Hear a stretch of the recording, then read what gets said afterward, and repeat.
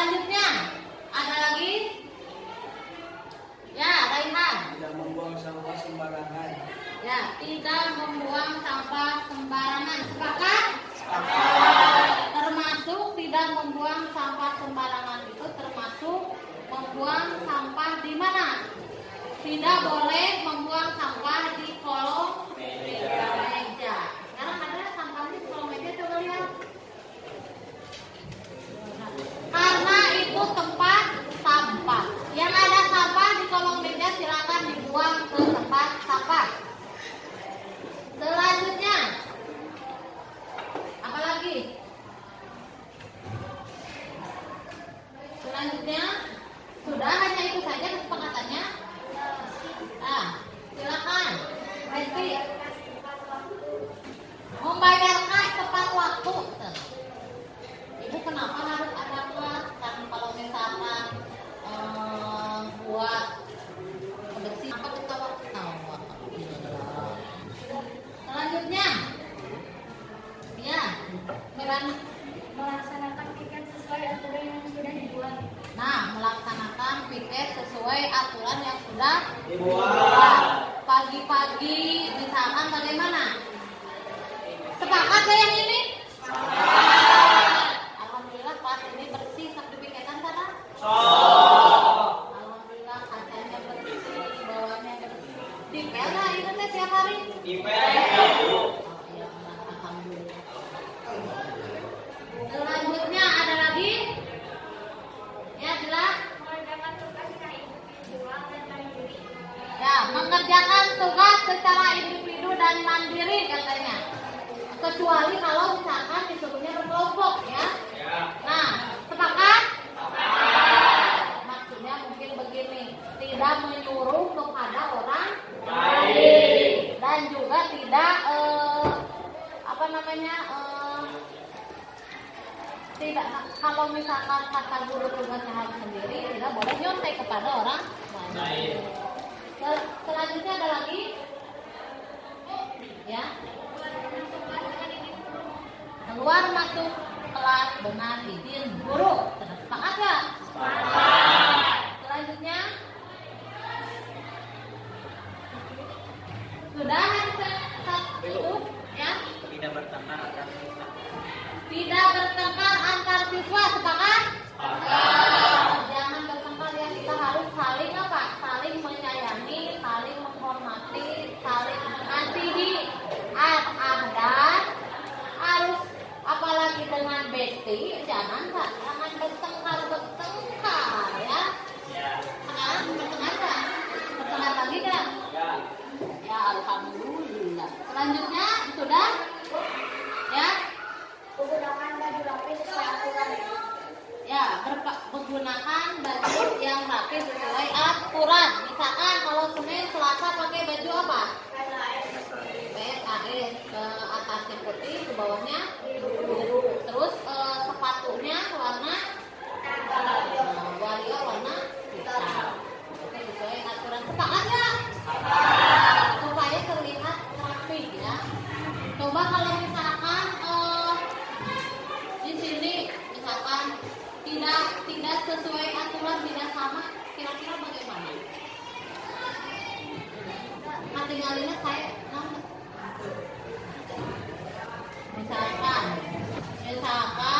Deni hari ini putih, besok biru, karena kita kan sekolah ya, sekolah negeri.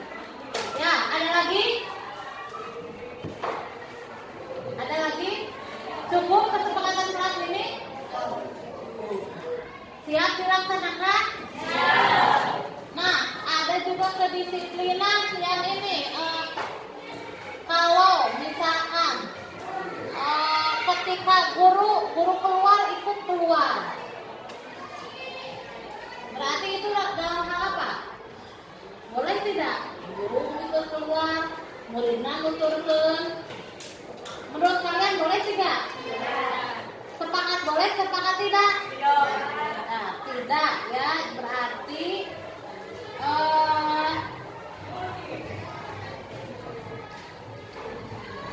bahasanya apa ya? Saat pergantian jam pembelajaran siswa tetap di kelas. Ya, ada lagi?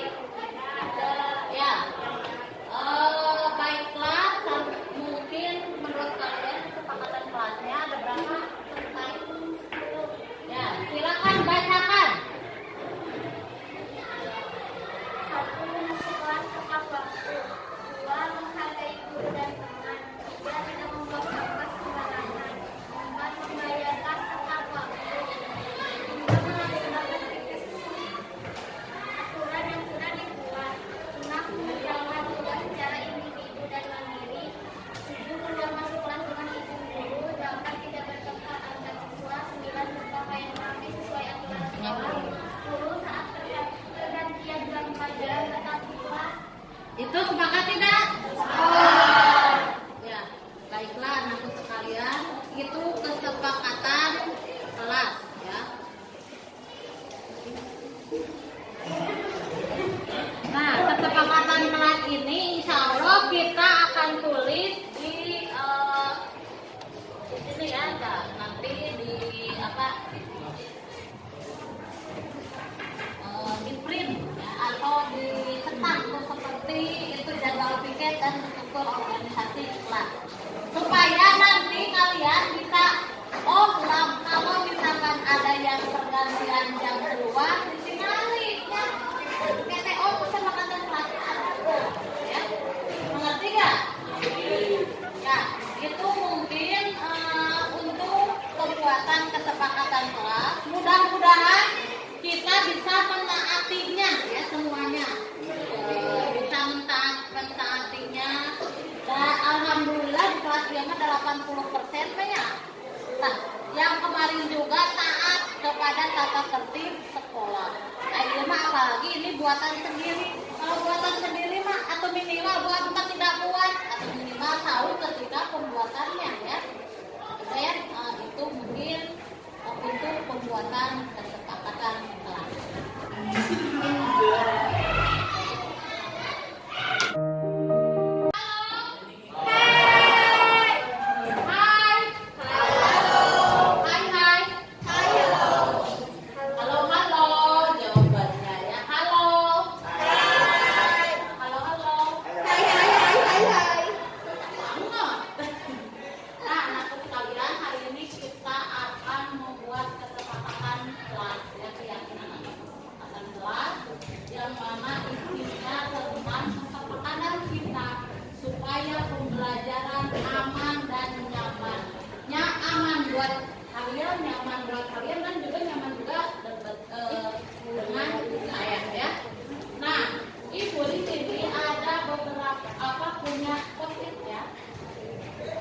Post-it silakan kalian tulis di post-it ya.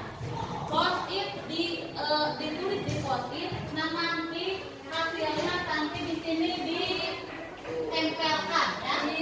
Ibu kasih 5 waktu apa yang mau kalian Bu, saya ingin seperti tapi membuat kesepakatannya itu yang menjurus untuk kenyamanan di kelas, kebersihan, kerapihan, kemudian ketika pembelajaran.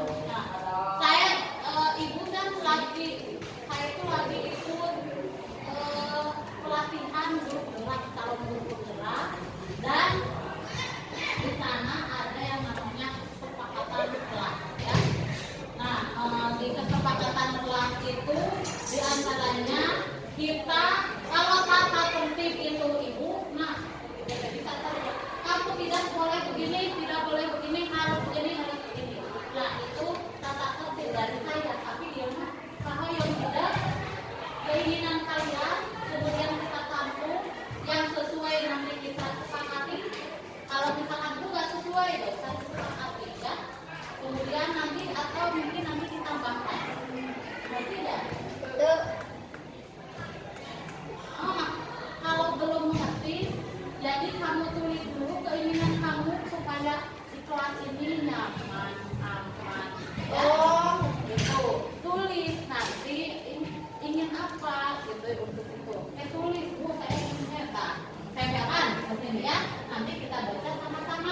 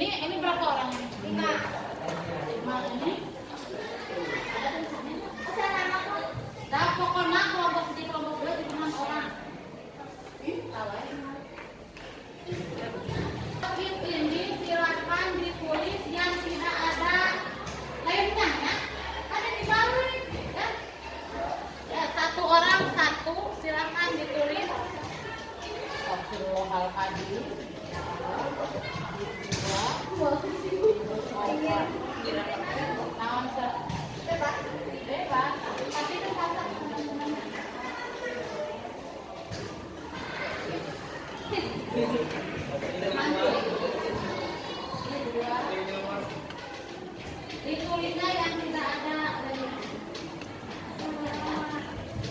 Sok, waktunya 5 menit untuk menulis.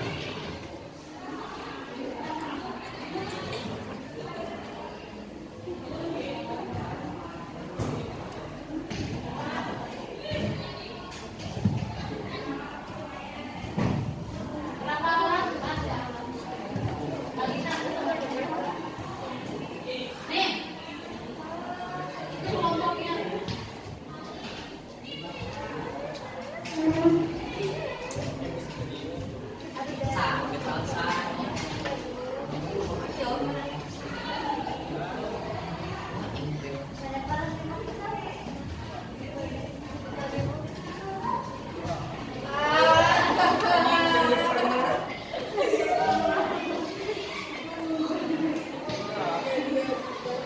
Nah, silakan waktunya 5 menit atas untuk menuliskan di post-it ini.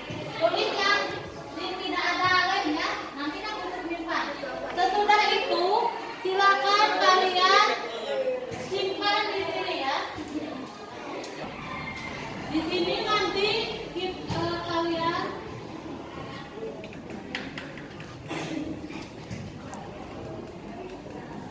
kesepakatan kelas 8 ya. Pelajaran PAI ya. Pelajaran PAI.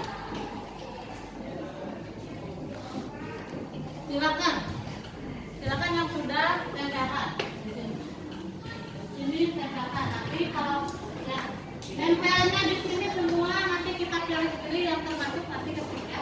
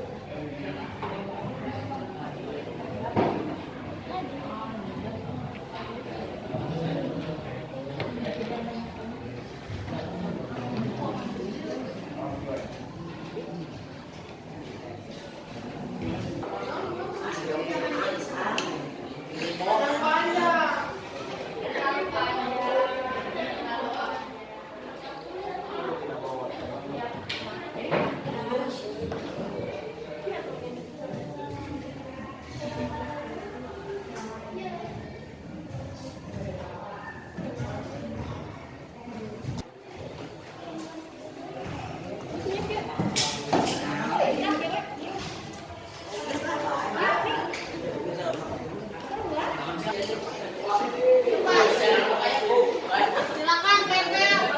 Di sebelah sini saja. Boleh.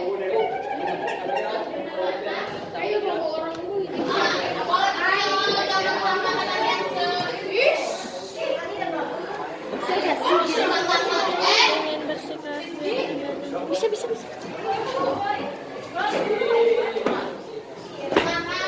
Simpan aja, Pak. Nggak usah dibawa dalam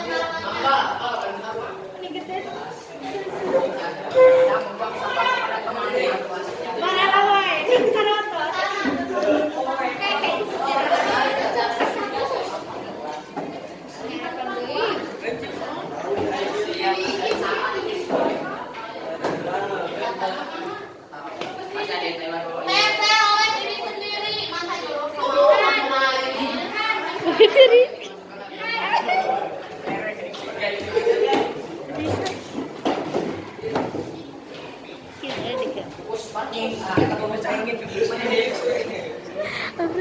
Siapa yang nyuruh di atas? Di sini. Itu siapa yang punya siapa? Punya siapa itu? Itu yang ini punya siapa? Nyuruhnya juga di sebelah sini, di sini boleh dibawa. Kan ibu tidak bikin. Ibu lihat apa?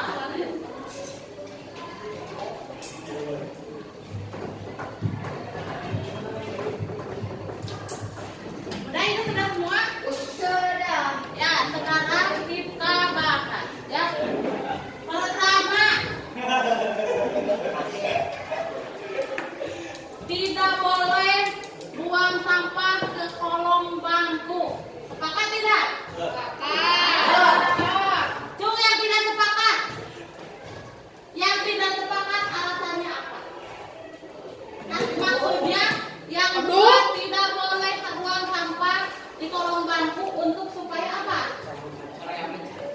Untuk supaya apa? Tidak boleh dibuang sampah di bawah itu untuk supaya kelas ini bagaimana?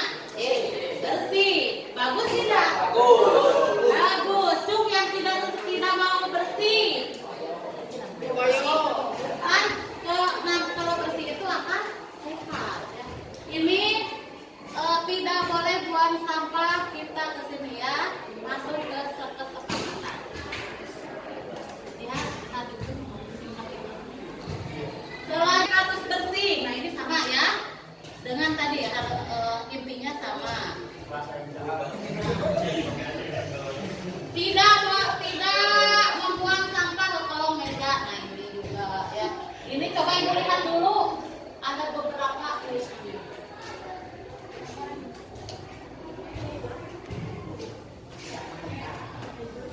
Ya, ini rata-rata kebanyakannya supaya ingin kelas itu supaya bersih, ya. Ini sama ya. Kemudian kita lihat yang berbeda. Boleh membawa HP saat pembelajaran PAI. Sepakat tidak? Sepakat. Tapi boleh kalau ada dari saya instruksi ya. Misalkan contohnya minggu ini kita akan pembelajaran melalui handphone atau nanti akan ada ulangan dengan kuisis. Nah, itu boleh. Nanti saya akan kerjasama dengan wali kelas, ngawatus dan wali kelas bahwa hari itu boleh bisa bawa handphone. Nah, saya tulis ya. Ini boleh membawa HP saat pembelajaran PAI ketika dibutuhkan. Sepakat? Sepakat. Ketika dibutuhkan saja. Karena pengalaman yang dulu ketika HP dibolehkan itu yang ada emang satu segi banyak manfaatnya, segi yang lain banyak madaratnya juga. Ketika istirahat kejalan iya padahal dia mah pelukan kosong main HP main game. Kemudian beres istirahat belum beres apa login ibu terus masuk itu baik tidak? Sesuai porsinya ya. Tuh. Selanjutnya yang beda ya sama. Nah, tidak berisik di dalam kelas saat pembelajaran. Setuju? Setuju tak? Setuju tidak? Nah, tidak. Jadi boleh berisik. Ya, boleh berisik berarti. Boleh. Maksudnya berisik. Maksudnya berisik bagaimana? Aku begini. Ibu ya yang mengatakan harus aktif di kelas, nah. Ya, itu kan berisik kan aktif. Ya, maksudnya beda kan kalau aktif itu aktif dalam pembelajaran. Misalkan kalau saya tanya kamu jawab itu berisik kan? Jadi tidak boleh berisik yang non apa? Non materi atau yang tidak berkaitan dengan pembelajaran. Seperti tadi kita ekspresi berisik tidak itu? Nah, satu ditambah saya kia kasih atau kia yang sini begini nih tambah satu sama dengan 2. Nah itu kan harus mengeluarkan suara, berarti berisik maksudnya harus aktif ya. Di sini ya ditulis harus aktif ketika pembelajaran.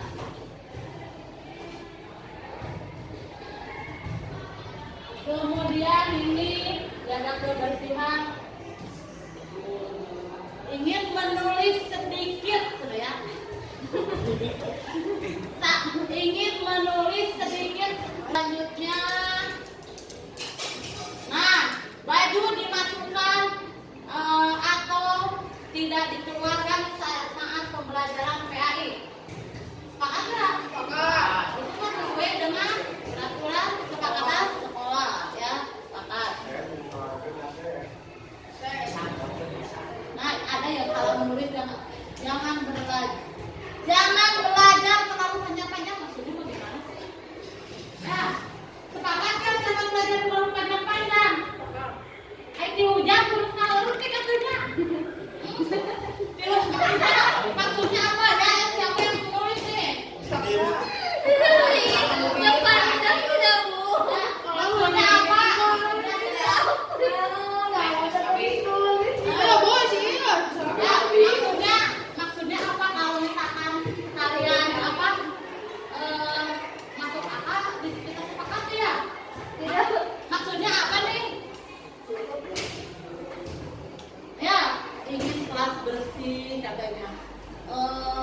biar enak dilihat dan nyaman saat belajar, betul nggak? Kalau bersih nyaman nggak?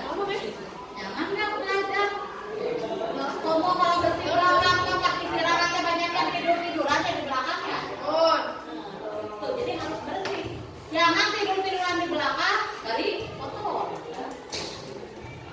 Kemudian udah ya, sebelum guru masuk pakaian harus rapi. Sepakat nggak? Sepakat. Kemudian saat pembelajaran harus siap. Saat ingin terang, mengganggu listriknya ya. Airnya nah, nanti kita ya, karena mungkin ini kesananya itu ya tidak ada penerangan, nanti saya sampaikan. Ya, nanti saya sampaikan. Mudah-mudahan minggu besok sudah ada ya. Atau mungkin instalasi listriknya ya yang nggak ada. Ini kan ada listrik. Enggak, Bu. Iya, karena kamu itu nanti dilihatnya. Kemudian ini mah hampir sama, jangan buang sampah sembarangan, tidak membuang sampah, jangan belajar terlalu kejar-kejaran. Udah, ini semua diantaranya itu tentang kebersihan. Anak-anak sekalian, ada yang kurang nggak? Mungkin kalian mau menambahkan? Akan ibu bacakan kesepakatan yang telah kalian tadi sepakati, diantaranya tidak boleh buang sampah sembarangan baik di kolong bangku atau di sekitar kelas ya. Jadi harus selalu bersih. Yang pertama. Kedua, boleh membawa HP ketika pembelajaran PAI apabila dibutuhkan. Ya. Ketiga, ingin menulis sedikit, menulis mungkin tugasnya tidak usah banyak-banyak tetapi sedikit, tergantung kebutuhan juga ya. Kalau misalkan sedikit tidak memenuhi, misalkan tidak mengerti, mungkin maksudnya di sini apabila diberi tugas intinya yang sedikit ya. Kemudian baju dimasukkan atau tidak dikeluarkan saat pembelajaran PAI. Selanjutnya, sebelum guru masuk pakaian harus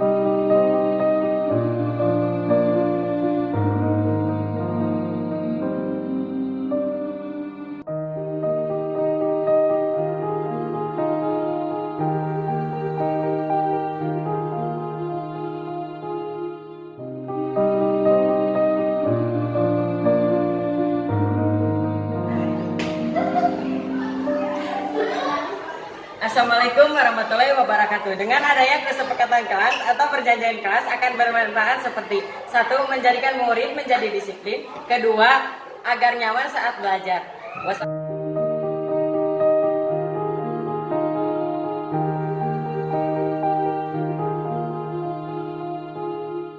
Assalamualaikum warahmatullahi wabarakatuh. Alhamdulillahirabbil alamin wa bihi nasta'inu ala umuri dunya waddin wassalatu wassalamu ala asrofil anbiya'i wal mursalin wa ala alihi wa sahbihi ajmain. Amma ba'du. Yang terhormat Bapak Kepala Sekolah SMP Negeri 3 Ciamis, yang terhormat yang saya hormati Ibu Wakasek Kurikulum, Ibu Wakasek Humas, dan Ibu Wakasek Kesiswaan, mungkin ada keperluan. Yang saya hormati Ibu Bapak Guru yang alhamdulillah dalam kesempatan ini Ibu Bapak Guru menyempatkan waktu untuk saya untuk mendiseminasi hasil dari saya mengikuti guru penggerak angkatan 7 yang mana sudah 2 bulan ya, 2 bulan saya ikuti dari mulai 3 bulan ke Oktober, November dan Desember. Pada waktu ini adalah modul 1.4 tentang budaya positif. Ya, di sini puntennya bari ngadeg akan mendiseminasi tentang budaya positif. Nah, budaya positif pada hari ini sebenarnya modulnya itu modul 1 itu dari 1.1 sampai 1.4 itu dari mulai Ki Hajar Dewantara. Sebenarnya ini ada di PMM bagi Bapak Ibu yang benar-benar mendalami PMM, sebenarnya ini udah ada. Dan saya itu istilahnya puntennya sanes ngajar ngajai kameri gitu. Sebenarnya Bapak Ibu lebih tahu daripada saya tentang budaya positif.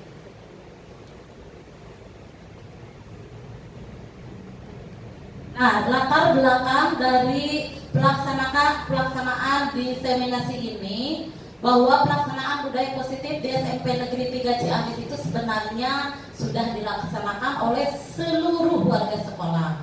Hanya saja masih memerlukan perhatian khusus dan belum terlaksana secara konsisten dan berkelanjutan. Perlu upaya dan dorongan dari semua pihak agar budaya positif ini akhirnya bisa menjadi kebutuhan bersama yang akan mencetak karakter profil pelajar Pancasila. Karena di kurikulum Merdeka ini kita pada akhirnya anak-anak itu ingin dijadikan sebagai profil pelajar Pancasila berkarakter ya. Nah, kemudian budaya positif merupakan implementasi nilai-nilai atau keyakinan yang universal yang diterapkan di sekolah. Budaya positif memiliki urgensi dalam pembentukan karakter anak. Ini sejalan dengan tadi ya dari Ibu Kesiswaan, Ibu Kasih Kesiswaan. Ini budaya positif itu sangat bagus ya. Kemudian sekolah sebagai institusi pembentukan karakter memiliki peran penting dalam pembentukan karakter murid. Oleh karena itu, budaya positif di sekolah perlu diciptakan dan diwujudkan. Keberhasilan penerapan budaya positif diawali dengan adanya perubahan paradigma tentang teori kontrol. Selama ini kita sebagai guru merasa berkewajiban mengontrol perilaku murid ya, karena mereka mungkin kesini itu dititipkan oleh orang tuanya untuk dididik oleh kita. Kemudian selama ini penanaman budaya positif sangat penting dilakukan karena pengembangan budaya positif dapat menumbuhkan motivasi intrinsik ya, motivasi dari diri sendiri peserta didik itu sendiri untuk menjadi pribadi yang bertanggung jawab dan berbudi pekerti yang luhur serta berakhlak mulia, yaitu untuk tujuan dari profil pelajar Pancasila. Selanjutnya, latar belakangnya juga ketiga, pengembangan budaya positif di sekolah itu adalah bukan hanya tugas segelintir guru, bukan hanya tugas dari kesiswaan saja, tetapi tugas dari seluruh sivitas akademika yang ada di mana di sekolah ini, baik guru atau kepala sekolah, mungkin dari tenaga kependidikan yang lain juga sebenarnya itu, tapi secara tidak langsung ya. Kemudian masing-masing guru maupun kepala sekolah tentunya memiliki inisiatif dan cara tersendiri sesuai pemahamannya dalam menerapkan budaya positif ini. Nah, perlu sebagai fasilitator yang selalu digugu dan ditiru, yaitu guru harus memiliki kesamaan persepsi atau kesepahaman tentang cara yang benar menerapkan budaya positif di sekolah. perlu dilakukan refleksi penerapan budaya positif yang sudah diterapkan selama ini dan persamaan persepsi tentang konsep budaya positif yang benar sesuai dengan filosofi Ki Hajar Dewantara. Itu latar belakangnya. Kemudian tujuan diseminasi pertama untuk menumbuhkan lingkungan sekolah yang mengedepankan nilai-nilai kebajikan universal yang sesuai dengan tujuan profil pelajar Pancasila. Kedua, semua guru bisa melakukan disiplin positif melalui keyakinan kelas yang dibuat di kelas masing-masing berdasarkan kesepakatan kelas antara murid dan wali kelas. Itu tujuannya. Jadi sebenarnya diseminasi hari ini untuk supaya ada, kalau dulu itu peraturan tata tertib, kalau sekarang itu di kurikulum merdeka ada yang namanya kesepakatan kelas atau keyakinan kelas. Selanjutnya disiplin positif dan kebajikan universal. Makna dari disiplin ya. Ketika kita mendengar kata disiplin, kira-kira apa yang dibayangkan oleh kita? Ya. Yang terlintas di pikiran kita itu apa? Ya. Disiplin itu harus patuh taat kepada aturan ya Pak ya, yang ada dalam pikiran kita. Kemudian kebanyakan orang akan menghubungkan dengan tata tertib, teratur, kepatuhan pada peraturan. Kemudian kata disiplin juga sering dihubungkan dengan hukuman. Kalau ada peraturan ada hukumannya kalau yang melanggar gitu ya. Padahal itu sungguh berbeda, karena belajar tentang disiplin positif tidak harus dengan memberi hukuman. Justru itu adalah salah satu alternatif terakhir dan bila perlu jangan digunakan. Walaupun emang ya pada masa ini kalau tidak dihukum, kalau kita tidak tegas, itu susah ya untuk menegakkan peraturan atau keyakinan kelas tersebut. Nah, dalam budaya kita, makna disiplin dimaknai dengan sesuatu yang dilakukan seseorang pada orang lain untuk mendapatkan kepatuhan. Kita cenderung menghubungkan kata disiplin dengan ketidaknyamanan, gitu ya. Itu makna kata disiplin. Kemudian menurut Ki Hajar Dewantara di sini, untuk mencapai kemerdekaan atau dalam konteks pendidikan saat ini, bahwa untuk menciptakan murid yang merdeka, sekarang itu kita menciptakan murid yang merdeka, maksudnya bukan bebas tetapi merdeka itu nanti ada dengan koridor tertentu ya. Kemudian syarat utamanya itu harus ada disiplin yang kuat. Kemudian disiplin yang dimaksud adalah disiplin diri yang memiliki motivasi internal. Jadi di sini kalau kita ingin kalau anak-anak nanti ingin menjadi murid yang merdeka, yang punya profil pelajar Pancasila, maka yang harus punya disiplinnya itu adalah disiplin yang berasal dari diri sendiri atau internal atau instinktif ya. Kemudian karena mungkin kalau misalkan kesuksesan itu, walaupun kesuksesan bisa didukung oleh orang lain, tetapi kesuksesan tetap harus dari diri sendiri, atas motivasi diri sendiri itu mungkin ya. Kemudian jika kita tidak memiliki motivasi internal, maka kita memerlukan pihak lain. Pada awalnya mungkin kita memerlukan pihak lain untuk memotivasi kita dari eksternal, tetapi tetap saja harus dari internal. Yang paling banyak itu dari internal.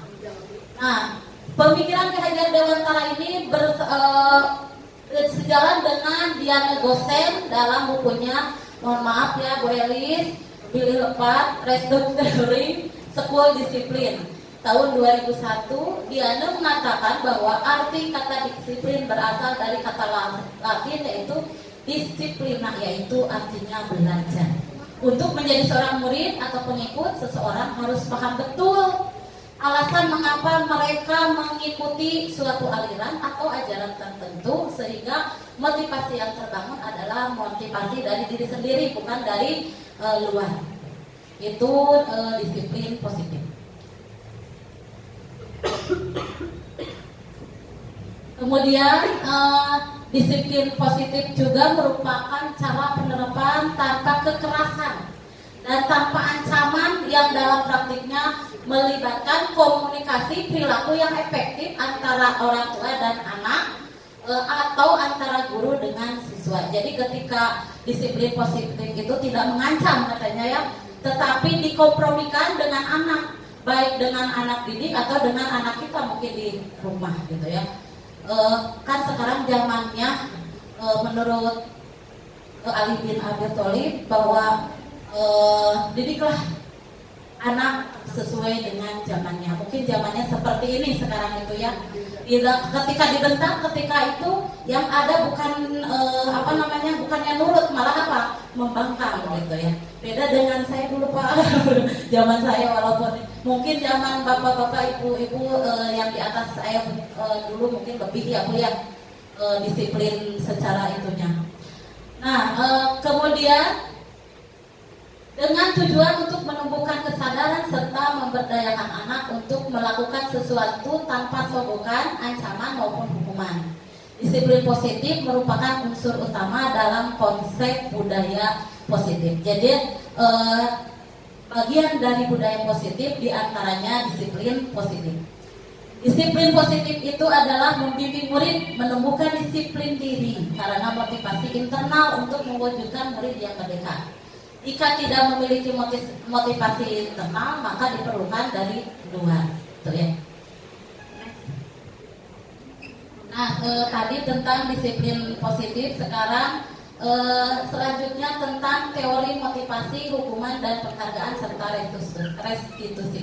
Karena Bapak dan Ibu sekalian, yang namanya disiplin tidak lepas dari motivasi, baik motivasi eksternal atau motivasi internal. Di sini teori motivasi menurut Diane Gossen bahwa teori motivasi itu ada 3 ya. Ada ya walaupun ada dari luar, ada dari dalam, tetapi menurut Diane Gossen ada 3. Pertama, untuk menghindari ketidaknyamanan atau hukuman. Jadi disiplin itu melaksanakan disiplin itu supaya tidak dihukum ya. Misalkan tadi kalau anak-anak itu misalkan datang jam 7, kalau lebih jam 7 takut apa? Dihukum. Itu sebenarnya katanya ini adalah tingkat terendah dari motivasi perilaku manusia. Tapi mungkin kebanyakan pada awalnya seperti itu ya, mungkin pada awalnya. Dan hal ini sebenarnya pada guru penggerak ini dengan Ki Hajar Dewantara itu tidak lepas dari guru BK Ibu. Sebenarnya ini adalah mungkin guru BK, tetapi kalau misalkan di kurikulum Merdeka itu adalah tugas semua gitu. Tugas semua bukan hanya guru BK saja ya Bu ya. Bukan hanya wali kelas saja, tapi tugas semua sebagai guru bahwa harus menumbuhkan motivasi ya. Di antaranya motivasi ada yang eksternal dan internal. Kemudian ketika orang melaksanakan hukuman, untuk menghindari hukuman itu akan bertanya, apa yang akan terjadi apabila saya tidak melakukannya? Itu apabila itu ya takut untuk dihukum atau karena hukuman. Kedua, untuk mendapatkan imbalan dan penghargaan dari orang lain. Nah, ini adalah motivasi satu tingkat lebih tinggi dari motivasi pertama, karena misalkan itu untuk mendapatkan imbalan atau mendapatkan pujian, atau misalkan saya disiplin supaya dipuji oleh siapa? Oleh guru. Nah itu. Kemudian contohnya ternyata ketika saya mau belajar ini kemarin, kata saya, kalau misalkan ketika pembelajaran kadang-kadang kan dikasih penghargaan, misalkan permen atau apa ya, ternyata itu bukan motivasi dari eksternal, bukan dari internal gitu. Dan ketika motivasi ini yang kedua mereka melakukannya itu untuk pujian dari orang lain. Nah, mereka juga melakukan sesuatu untuk mendapat hadiah, pengakuan atau imbalan. Nah, itu. Kemudian juga orang yang motivasi yang ketiga, nah itu tadi untuk yang kedua tentang imbalan dan penghargaan. Kalau misalkan tidak diberi penghargaan, maka anak akan kecewa gitu ya. Padahal kita kan kadang sebenarnya memberikan, yang waktu kemarin kan harus memberikan penghargaan. Sebenarnya penghargaan bukan hanya dengan secara secara fisik, secara misalkan makanan atau apa, bisa juga pujian bagus gitu ya. Sebenarnya itu juga ternyata itu merupakan motivasi eksternal katanya. Kemudian yang ketiga, untuk menjadi orang yang mereka inginkan dan menghargai diri sendiri dengan nilai-nilai yang mereka percaya. Nah, ini motivasi yang ketiga itu yaitu motivasi dari dirinya sendiri. Apabila motivasi ini akan menjadi akan bertanya, akan menjadi orang yang seperti apa bila saya melakukannya. Jadi itu datang dari diri sendiri. Mereka melakukan sesuatu karena nilai-nilai yang mereka yakini dan hargai. Nah, mereka ingin menjadi orang yang melakukan nilai-nilai yang mereka yakini tersebut. Nah, ini motivasi yang akan membuat seseorang mempunyai disiplin positif. Karena motivasi berperilaku bersifat internal. Seperti misalkan jam 7 sudah ke sini. Tapi kalau punya motivasi internal mah anak-anak jam 7 kurang sudah ada di sini tanpa dipaksa, tanpa takut hukuman, tanpa itu. Kalau sudah punya motivasi internal. Itu tentang motivasi. Nah, ini menurut Ki Hajar Dewantara, merdeka itu artinya tidak hanya terlepas dari perintah, akan tetapi juga cakap kuat memerintah diri sendiri. Jadi kalau misalkan katanya kalau menunjuk yang satu ke orang lain, yang empatnya ke kita. Jadi kalau misalkan merdeka itu sebenarnya kalau bukan ke orang lain saja, tapi ke kita. Kita cakap untuk memanage diri sendiri supaya berbuat disiplin. Itu mungkin ya. Kemudian hukuman dan penghargaan. Menurut Al-Fipon bahwa yang baik hukuman maupun penghargaan adalah cara-cara mengontrol perilaku seseorang yang menghancurkan potensi untuk pembelajaran yang sesungguhnya, katanya. Menurut Kohn juga secara ideal tindakan belajar itu sendiri adalah penghargaan yang sesungguhnya. Itu yaitu tentang penghargaan dan hukuman. Nah, ini tentang hukuman ya. Jadi ada beda hukuman, kalau hukuman itu katanya bersifat tidak terencana atau secara tiba-tiba ya. Secara tiba-tiba misalkan anak kesiangan langsung dihukum secara tiba-tiba dan anak tidak tahu saya itu sebenarnya konsekuensi. Kalau konsekuensi pasti dia tahu ya dilibatkan. Kalau hukuman itu tidak dilibatkan. Itu dan hukuman bersifat satu arah dari pihak guru yang memberikan dan murid hanya menerima suatu hukuman tanpa melalui kesepakatan atau tanpa pengarahan dari guru baik sebelum atau sesudahnya. Hukuman ini bisa bersifat fisik atau psikis. Itu tentang hukuman. Kemudian penghargaan, ini tindakan memberikan penghargaan nilainya sama dengan menghukum seseorang katanya. Kemudian penghargaan efektif jika kita menginginkan seseorang melakukan sesuatu yang kita inginkan dalam jangka waktu pendek. Jika kita menggunakan penghargaan tadi ya sudah disebutkan, kita menggunakan penghargaan lagi dan lagi, maka orang tersebut akan tergantung pada penghargaan yang diberikan serta kehilangan motivasi dari dalam. Kemudian next. Nah, ada hukuman, ada konsekuensi dan restitusi. Kalau hukuman tadi satu arah, kalau konsekuensi, kalau konsekuensi itu ada dua arah ya. Bila mana ada suatu pelanggaran, tentunya suatu harus terjadi. Misalkan seseorang melanggar, Nah, untuk kita perlu meninjau ulang tindakan penegakan peraturan atau keyakinan kelas atau sekolah kita selama ini, maka harus tindakan terhadap suatu pelanggaran yaitu disebut hukuman atau konsekuensi. Nah, pada modul 14 ini saya akan perkenalkan tentang restitusi, walaupun mungkin Bapak Ibu sudah membaca dari PMM tentang bagaimana restitusi itu ya. Restitusi itu merupakan proses menciptakan kondisi bagi murid untuk memperbaiki kesalahan mereka, sehingga mereka bisa kembali pada kelompok mereka dengan karakter yang lebih kuat. Itu menurut dosen. Restitusi juga merupakan proses kolaboratif yang mengajarkan murid untuk mencari solusi untuk masalah mereka dan membantu murid berpikir tentang orang seperti mereka, seperti apa yang mereka inginkan dan bagaimana mereka harus memperdulikan kepada orang lain. Nah, mungkin pemahaman saya di sini, jadi anak lebih percaya diri dengan adanya restitusi dan punya solusi dari dirinya sendiri, dan juga mereka ingin seperti ini yang saya inginkan gitu ya. Dan bagaimana selain punya diri sendiri juga memperdulikan kepada orang lain, punya rasa empati mungkin ya.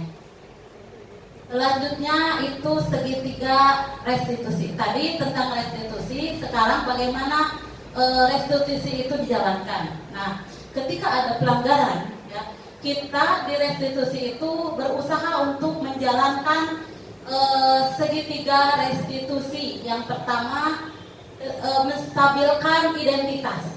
Kedua, validasi tindakan yang salah, dan ketiga, menanyakan keyakinan. Nah, menstabilkan identitas di sini bahwa untuk membuat anak yang merasa gagal karena berbuat salah, misalkan melanggar atau menjadi positif terhadap dirinya. Jadi di sini misalkan guru berkata berbuat salah itu hal yang manusiawi. Jadi tidak dijudge bahwa si anak itu kamu berbuat salah, tidak. Tetapi berbuat salah itu yang manusiawi ya. Kemudian tidak ada manusia yang sempurna. Kemudian Bapak Ibu juga pernah membuat salah gitu ya. Kita pasti bisa menyelesaikan permasalahan ini gitu. Atau Bapak tidak tertarik atau Ibu tidak tertarik untuk mencari tahu mana yang benar, siapa yang salah, tetapi Bapak Ibu di sini tertarik untuk menyelesaikan masalah tersebut gitu. Jadi tidak di siapa yang salah di sini. Kalau misalkan anak ada yang bertengkar misalkan ya. Nah itu. Selanjutnya, kalau kamu menyalahkan dirimu sendiri terus-menerus, apakah kamu bersikap baik pada dirimu sendiri? Itu tentang menstabilkan identitas. Selanjutnya, validasi kebutuhan ya. Membantu murid mengenal basic need atau kebutuhan dasarnya yang ingin dipenuhinya ketika melakukan kesalahan itu. Jadi ketika melakukan kesalahan, kebutuhan dasarnya kenapa gitu ya. Pada dasarnya setiap tindakan manusia tujuannya adalah memenuhi kebutuhan dasar. Apakah itu penguasaan, kebebasan, ya, kasih sayang dan rasa diterima, kesenangan dan bertahan hidup. Karena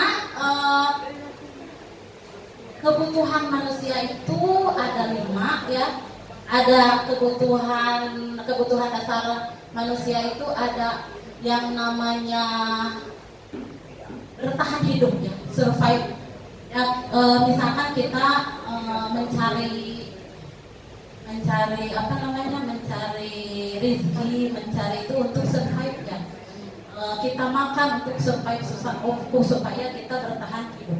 Kemudian kedua, kebutuhan manusia itu, kebutuhan dasarnya itu diantaranya kebebasan ya, tidak ingin dikekang, bebas.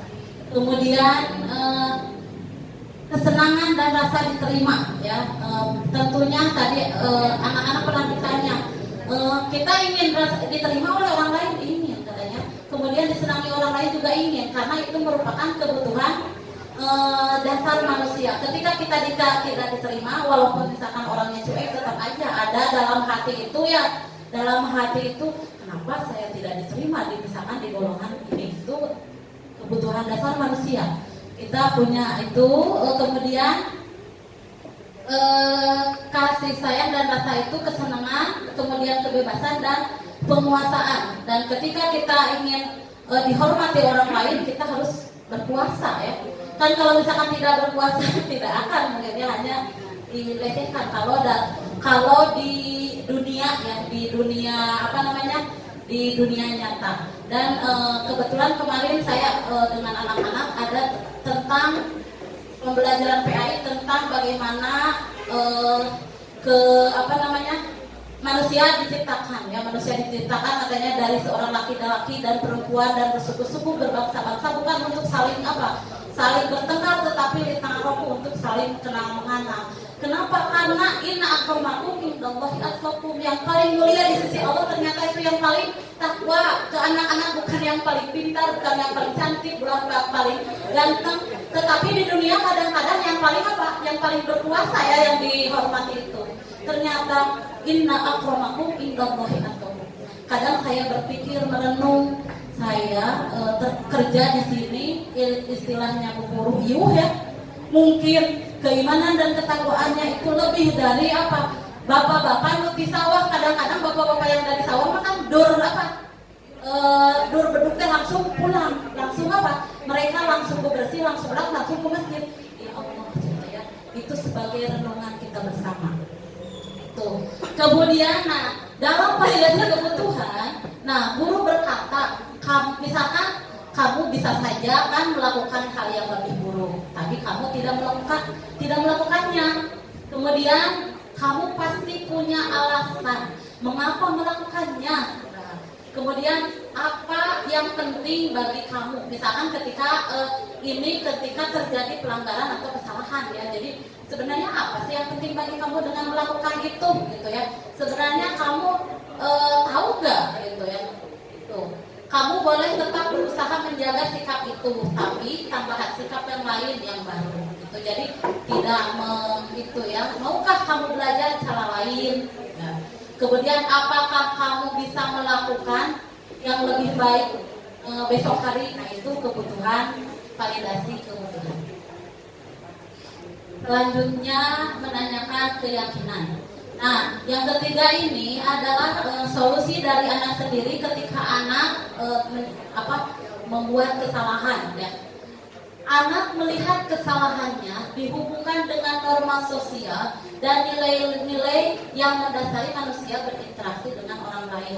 Ketika anak tersebut misalkan merokok, ditanya sebenarnya kamu tahu gak merokok itu misalkan dapat mengganggu kesehatan, mengganggu kesehatan, atau misalkan ketika itu bertemu dengan guru IPA, Pak saya. Di guru IPA menjelaskan bahwa di rokok itu katanya ya, ada begini yang dapat mengakibatkan dapat menimbulkan sakit gitu ya. Itu. Alhamdulillah, jadi sebenarnya untuk kurikulum Merdeka ini kita tidak bisa kita tidak bisa sendiri, termasuk PMM ya. PMM juga kita tidak bisa sendiri, tetapi harus kolaborasi ya. Mungkin bagi yang pintar bisa sendiri ya, bagi yang pintar yang itu saya usia segini sudah mulai yang tadi apa ya gitu ya. Nah itu. Jadi yang untuk sukses itu kita harus sukses bersama, bukan sukses sendiri. Nah itu untuk kurikulum Merdeka ini. Nah itu ya, itu untuk menanyakan keyakinan. Apa yang kamu rasakan ketika kamu melakukan ini? Nah misalkan apa yang kamu rasakan ketika kamu misalkan kesiangan ya? Kamu tahu nggak peraturan atau keyakinan kelas di sini, keyakinan sekolah ini harus bagaimana? Gitu ditanyakan.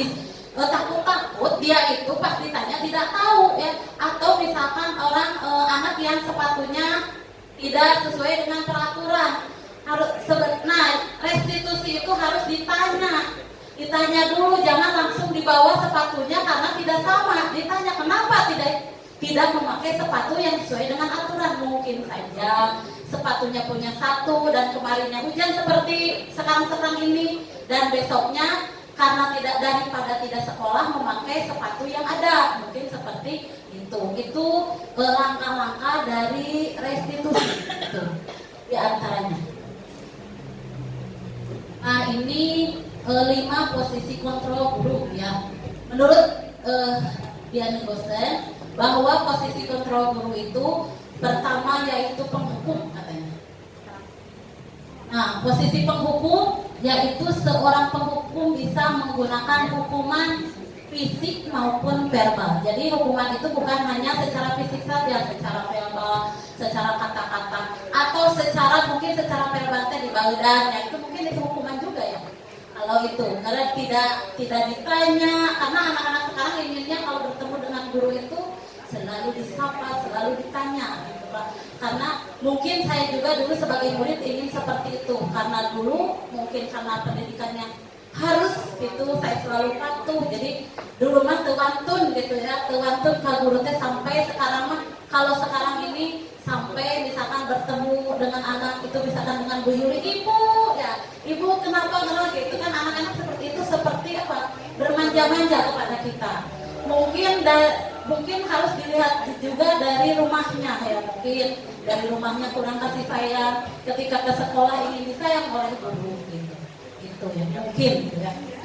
Kemudian guru-guru yang menerapkan posisi penghukum akan berkata patuhi aturan saya atau awas ya, awas kalau tidak mematuhinya ini itu penghukum katanya. Kedua, kamu selalu salah ya, pasti selalu yang terakhir, yaitu dari posisi penghukum. Nah guru seperti ini senantiasa percaya hanya ada satu cara agar pembelajaran bisa berhasil, yaitu dengan cara dia tanpa melibatkan kepada murid. Kan saya harusnya begini, ya itu. Nah, ciri khas penghukum adalah nada suara tinggi katanya. Yang ini saya termasuk yang mana ya, jadi guru apa gitu ya. Pas waktu itu suara tinggi, kemudian bahasa tubuh ya teh mata melotot, jadi menunjuk celana itu. Ini kan sebagai introspeksi aja ya. Kedua selain penghukum ada pembuat rasa bersalah guru itu ya. Pada posisi ini biasanya guru akan bersuara lebih lembut daripada penghukum. Pembuat rasa bersalah akan menggunakan keheningan yang membuat orang lain merasa tidak nyaman, bersalah atau rendah diri. Nah, itu. Kata-kata yang keluarnya akan seperti ini katanya. Sangat kecewa sekali atau ibu sangat kecewa sekali dengan kalian karena kalian melakukan begini gitu ya. Atau berapa kali Bapak harus memberitahu kamu. Gimana coba kalau orang tua kamu tahu kamu berbuat salah seperti ini. Nah ini sering saya lakukan terus terang ya. Dan bagaimana kamu contohnya ketika saya jadi wali kelas dan anak-anak itu melanggar, saya selalu taktik waktu ke orang tua aku malah benar-benar kamu tahu ini. Itu termasuk saya ya.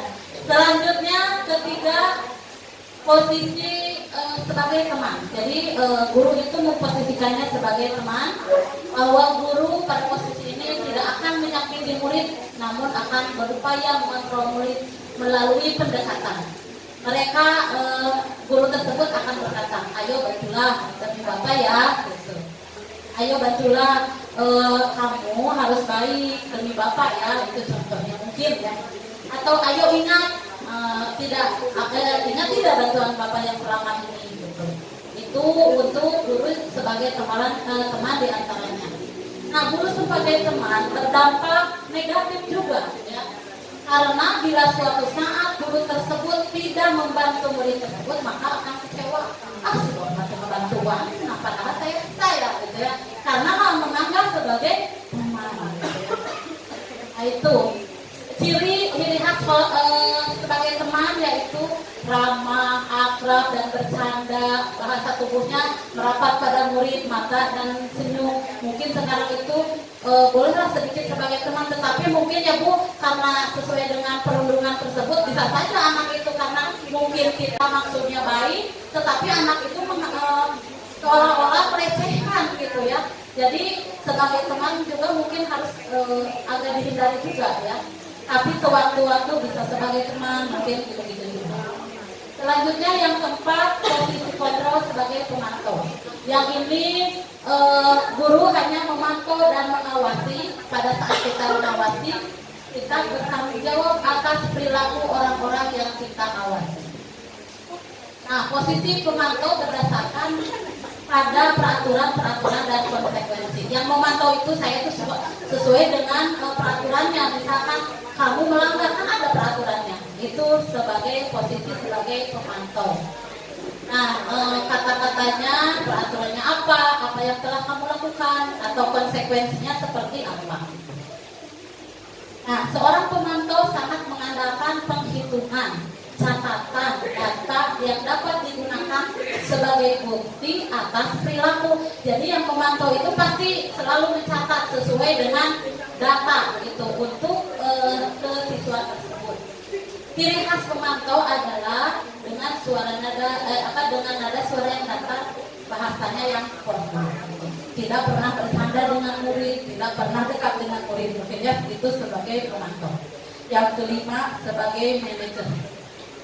Nah, ini yang kelima yang diharapkan jadi Bapak dan Ibu guru semua yang ada di Indonesia, yang diharapkan itu seperti ini katanya.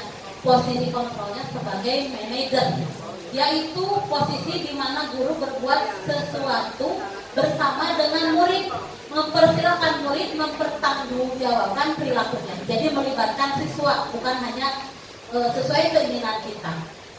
Mendukung murid agar dapat menemukan solusi atas permasalahannya. Itu.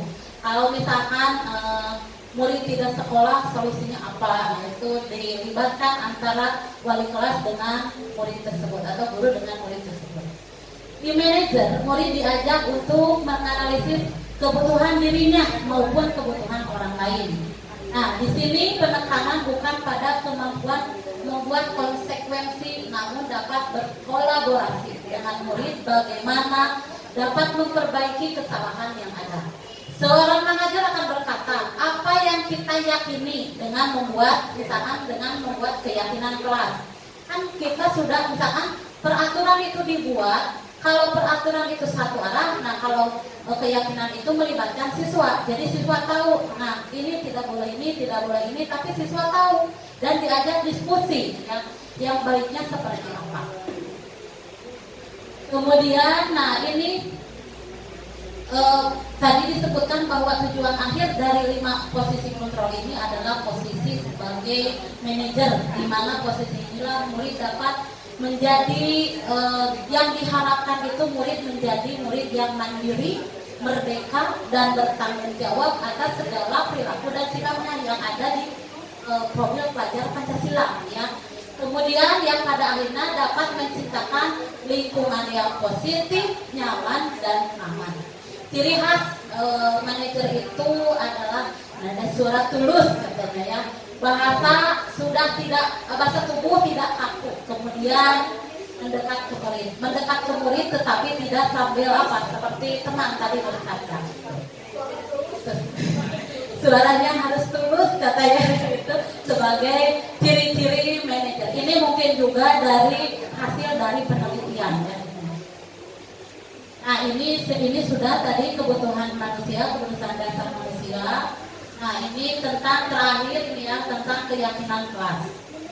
Sebagai langkah awal untuk penerapan budaya positif, ya budaya positif ini sebenarnya saya menyampaikan saja. Adapun mau kita ambil atau kita laksanakan di kelasnya masing-masing, silahkan.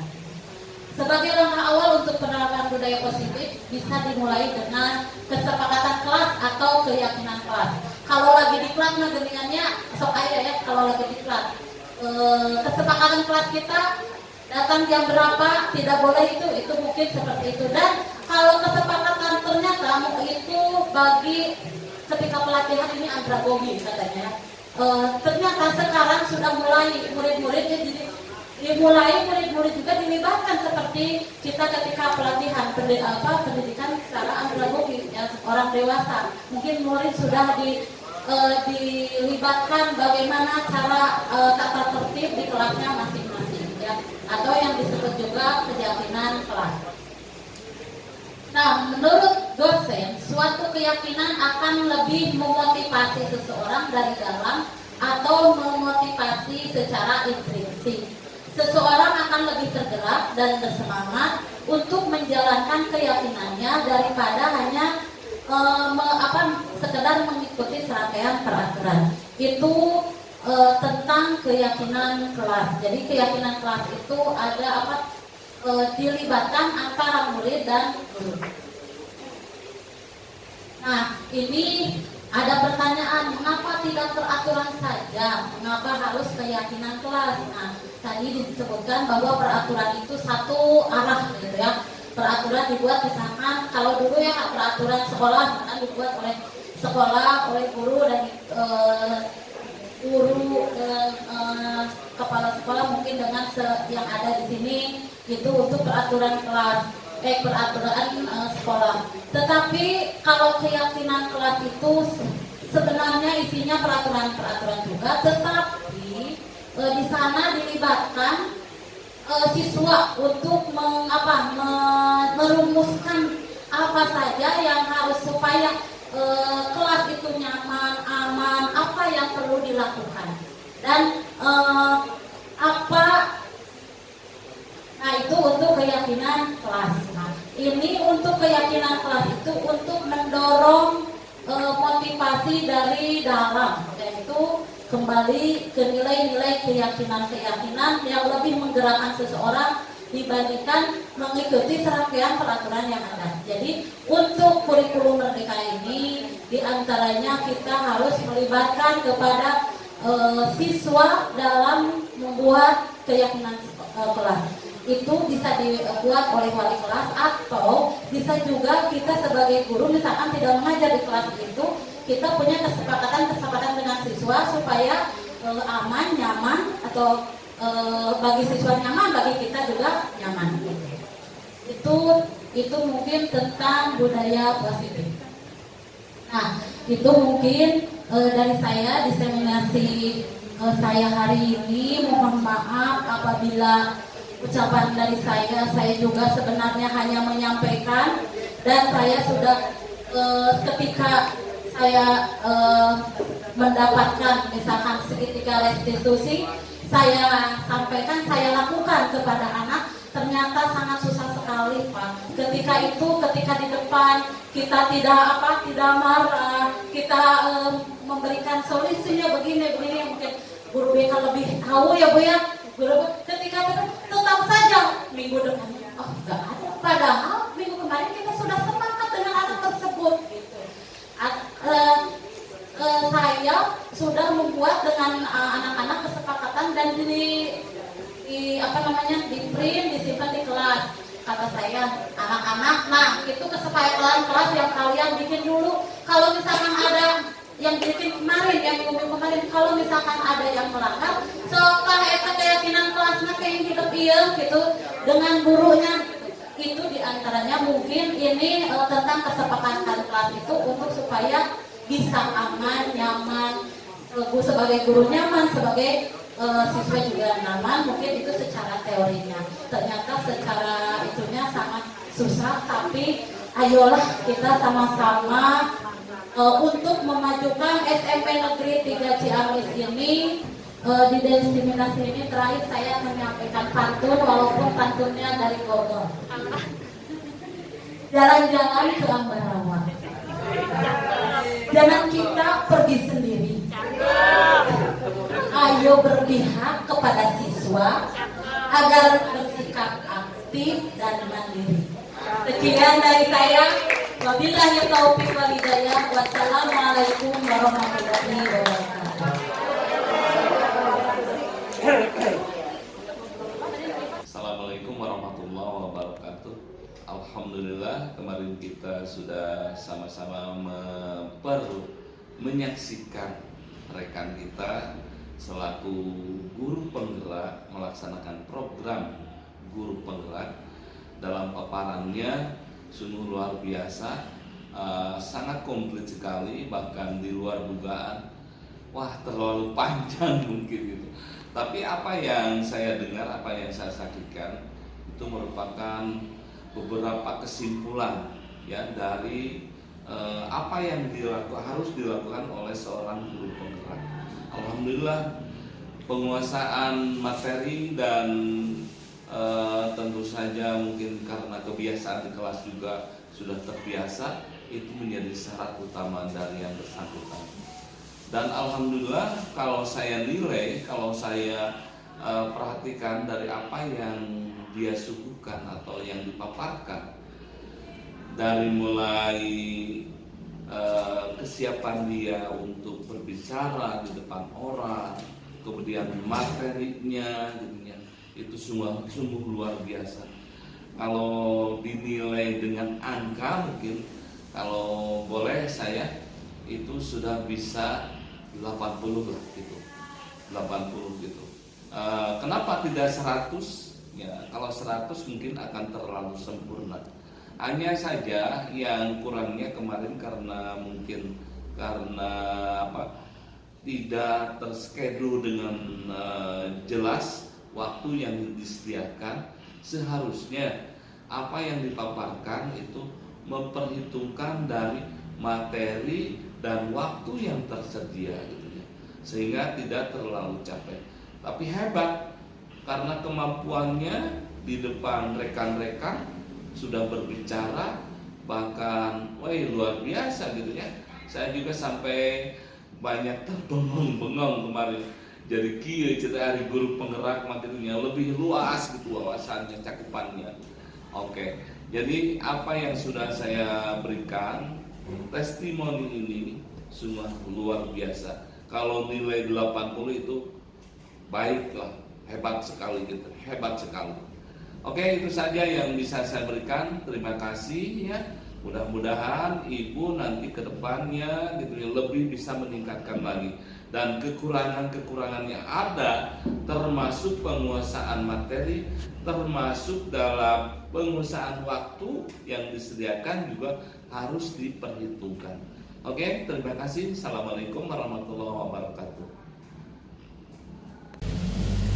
Tanggapan saya mengenai budaya positif yang dilaksanakan di SMP 3 Ciamis, khususnya tentang kesepakatan kelas, maka sangat bagus diterapkan untuk anak-anak.